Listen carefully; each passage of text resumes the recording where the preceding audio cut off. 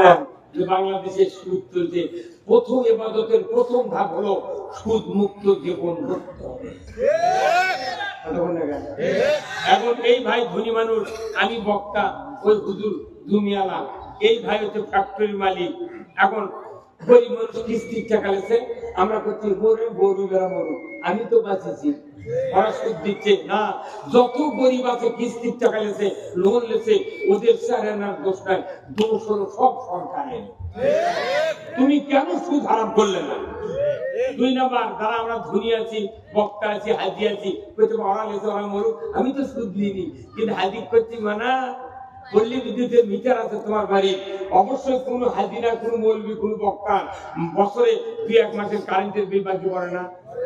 তখন কি লিখেছে? কারেন্টের বিলত লিখেছে মোট বিল হলো এত টাকা, বিলম্ব মাসুল সহ এত। বিলম্ব বলে সুদ লেগলে তোর কি হয়? আর আপনার তখন 1 মাসের বিল দিচ্ছেন না, তখন স্ত্রী করছে নইমের বাপ তোমার বিল বাকি করতে ফাইন দেওয়া লাগবে। সুদ আবার ইংলিশ খাতা,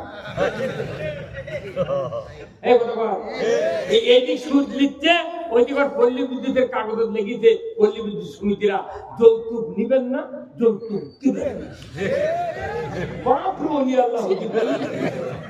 তাহলে এই পল্লী বিদ্যুতের জিএম আছে, ওর বিটি কি এই পঞ্চের স্যান্ডেল দিয়ে বিয়ে দিচ্ছে? ওই কমপক্ষে R15 5 লাখ টাকা দিয়ে বিয়ে দিতে, কথা বলতে গেলে তোর বেটি তুই বিয়ে দিচ্ছিস যৌতুক দিয়ে, আর গরিব করতো যৌতুক নিবেন না, দিবেন না।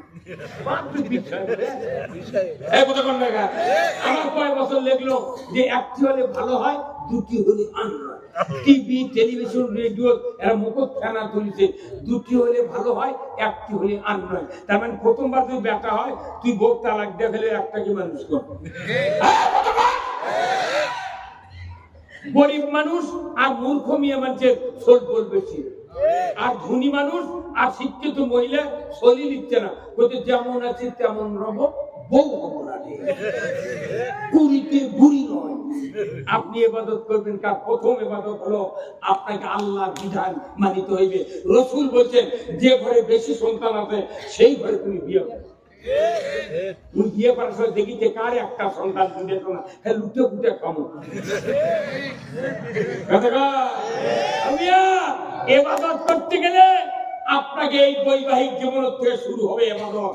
আসুন না, 2 নাম্বার হলো আপনি যে নামাজ সমাজে কায়েম করেন না, তাহলে আপনার কি লাভ হলো? আপনাকে নামাজ কায়েমের পর আপনার দুনিয়ার ব্যবস্থা আল্লাহমুখী করতে হবে। এই আল্লাহমুখী ব্যবস্থা আছে কি?